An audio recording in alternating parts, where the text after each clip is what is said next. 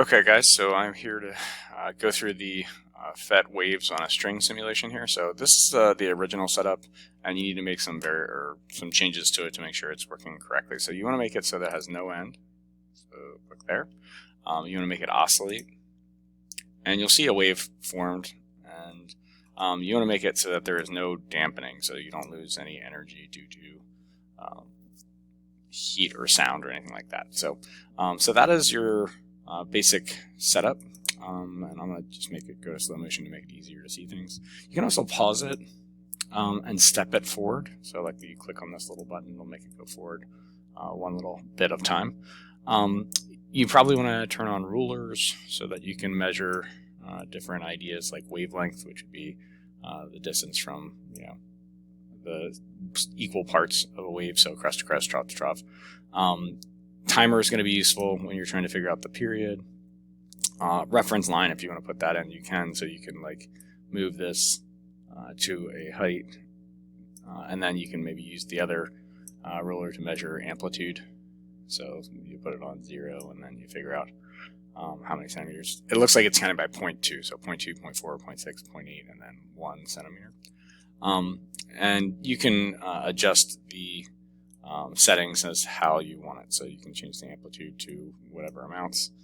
Frequency, you just use the slider bars. But that's mostly it. The only other thing that you might have some difficulty with, so I'll talk about this one. So let's say I change the frequency to, I don't know, some number like, let me change it to a big number. So let me see if this works big enough. Okay, so let me make this maybe the biggest that we can, or that's the highest frequency. Let me make it the lowest frequency. So lowest frequency, it won't do anything. So we had to make it have some frequency.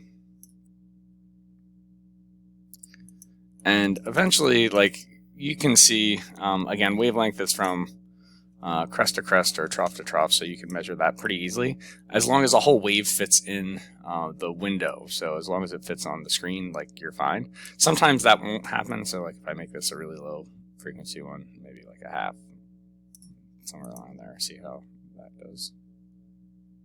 Okay, so you can see that this wave is not fitting on the whole screen. So you want to kind of measure the part of the wave that you can see. So if I step this forward,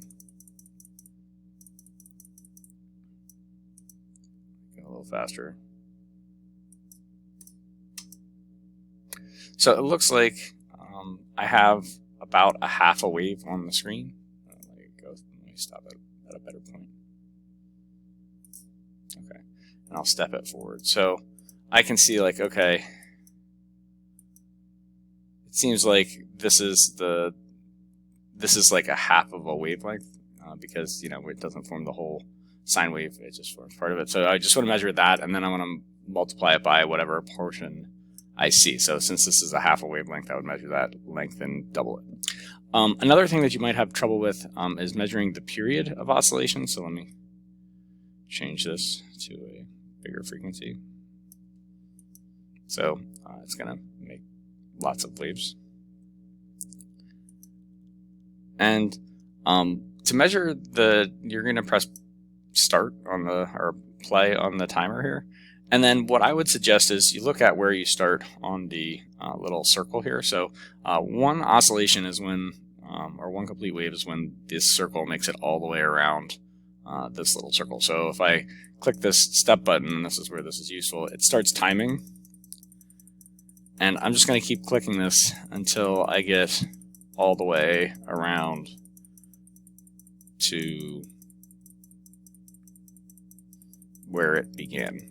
So you can try to take note of where it began on the like wave looking at the green dot, but I just kind of looked at where it was when I started, and I think I was around there. So 0.54 would be my my time for one oscillation, because this point has returned to the initial point that it started at, or position it started at.